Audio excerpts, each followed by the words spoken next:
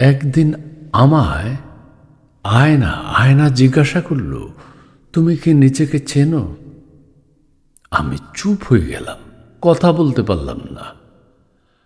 আয়না বলল, প্রতিদিন আমার সামনে দাঁড়াও, কিন্তু তুমি শুধু মুখ দেখো, নিজেকে দেখো না।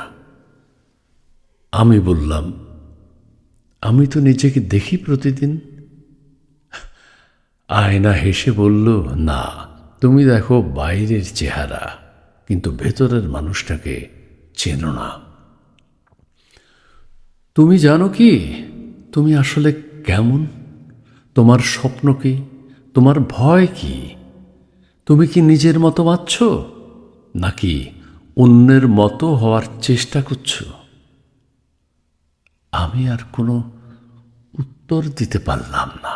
হ্যাঁ, আমি আর কোনো উত্তর দিতে পারলাম না, কারণ আয়না ঠিকই বলেছিল, আমি নিজেকে চিনি না।